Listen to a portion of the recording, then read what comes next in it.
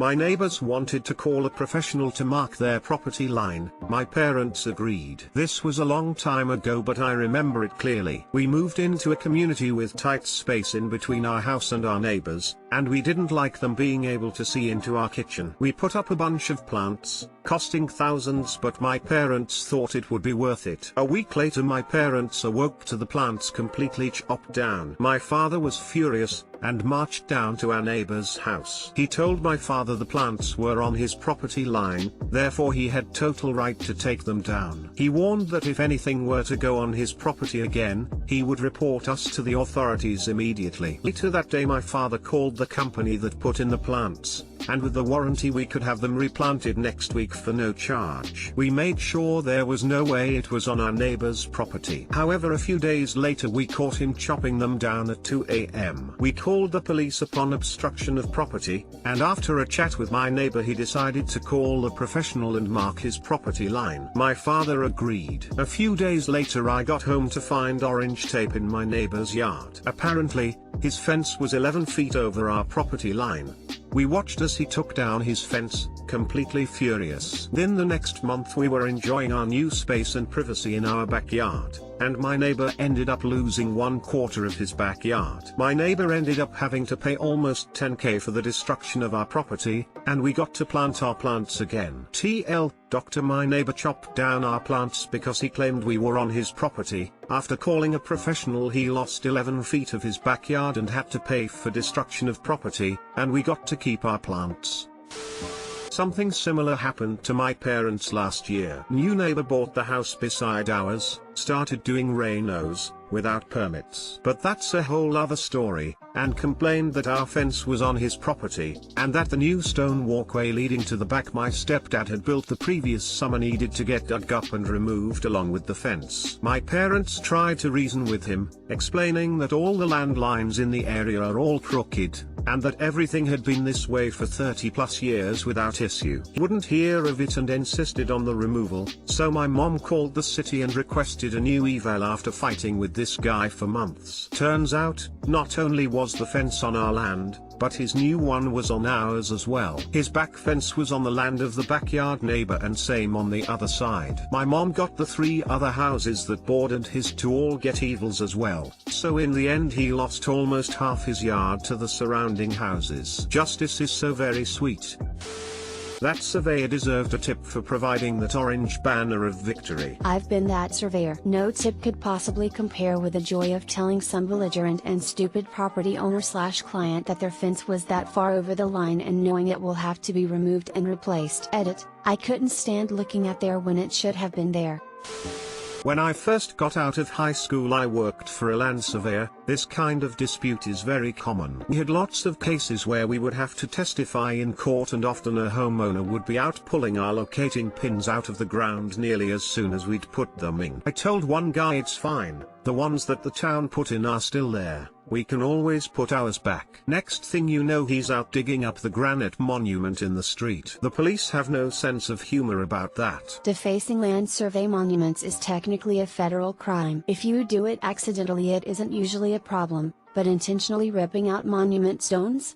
I'd imagine the police were indeed not amused.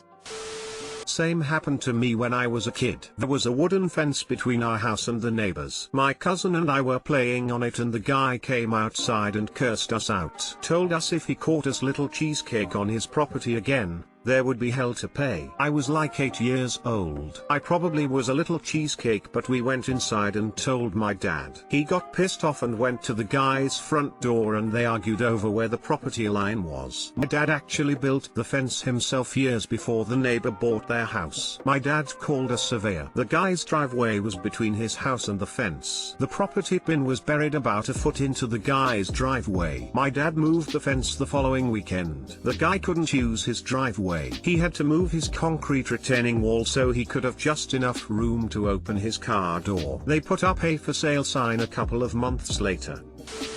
How has no one talked about how absolutely crazy that neighbor is? Instead of handling this like an adult and going to talk to your new neighbors to sort this out, you sneak out at 2 a.m. and cut them down. Who the hell thinks like that? People are something else.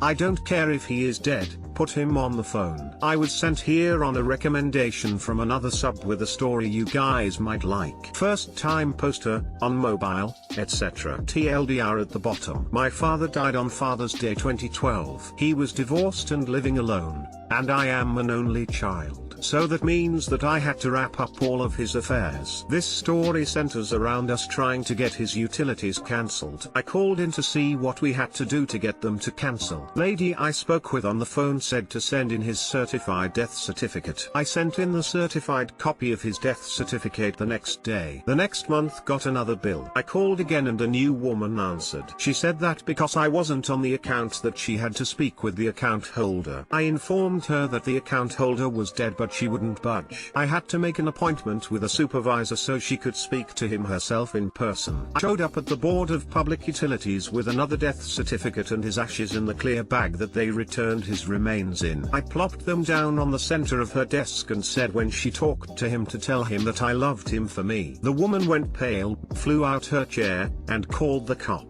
When they showed up she claimed that I had assaulted her. And yes, my dad's remains were still sitting in the middle of her desk with the death certificate. The cops questioned me as to why I would do that. I told them the story. The supervisor's boss was called in and they all stepped away from the desk for a private talk. While they were talking, the cops came over to talk to me. They said that I shouldn't take human remains out in public, but there was no laws that were broken. I said that I agreed with them that it was extreme, but she insisted to speak with him in person. By then they were done talking between themselves. The supervisor's boss kissed up to me and got it taken care of. But the story isn't over yet. I had to call back a few days later to get utilities back to the house in my name. When the person on the phone saw the address and my name, I was immediately put on hold. The supervisor's boss that finally helped me got on the phone. She sucked up to me and waived all of the fees that come with setting up utilities. Just as the call was ending, she informed me that she was again so sorry for the employee's lack of compassion. She said that the employee was terminated and again she is so very sorry. TLDR. Ignorant employee asked to speak to dead dad. Had a meeting in person, brought his ashes, got her fired. I can't believe this blew up. I'm so grateful for all of the love and support in this post. And for those who doubt the validity of the story, I hope when you are in my shoes and doing the same that you have an easier time than I did. Similar thing happened in the UK that made national news. An elderly lady had died and her daughter was looking after the estate. She had been on benefits due to her health, and despite the daughter repeatedly telling the Department for Work and Pensions that her mother had died, they kept sending her letters to say they were going to carry out a health assessment to re-evaluate her benefits. Daughter eventually agrees, waits in her mother's house with her ashes, and when the assessor turns up and asks where the mother is, the daughter pointed to the urn on the coffee table. It made the news because it is a perfect example of the lack of communication between departments in the DWP. I bet they still found her fit for work. When my father-in-law died, I had a similar issue. Had to officially inform some organization of his death by faxing his death certificate. Left hand didn't know what the right butternut was doing and kept getting hassled over it. Well, where I work we use e-faxing, so I set up a little script. I faxed them his death certificate every hour for 3 days, over the weekend. Oddly enough, they got the memo. Great story. When my father died there were some stupid people too that wouldn't understand he was dead. I remember going to the cell phone company and asking them to change the account titularity, show the death certificate and explain the situation. They told me that my father had to sign the change. Oh, explained again, and they said only him can do that. I said okay then, cancel all 3 accounts then, only he can do that too. At that point I had been there for over an hour, so just said, you know what? Coconut it, we won't use these chips anymore, feel free to keep sending the bills. My father is dead, so he doesn't care about debts. When my dad died nearly 20 years ago, we had a similar experience with his car excise tax bill. We notified them of his death, and sent in the certified death certificate several times. I spoke to the rep at least 12 times and explained he was deceased and would therefore not be paying his $37 tax bill. She refused to accept this and elevated to threats such as if he doesn't pay this bill, he will have his license revoked. I could only think to say that he probably wouldn't mind since dead men don't drive. She then demanded his current address, so I gave her the address of the cemetery and his plot number. I just don't understand how people can be so stuck on a script that they fail to comprehend the words "he's dead." Good for you for giving her what she asked for. Some employees seem to really take customer retention too far. My granddad recently passed away and we wanted to cancel some insurance on his home since it's only valid if someone is living there. The woman we spoke to kept asking which property we wanted the insurance transferred to and wouldn't accept that. No, we actually just want to cancel it.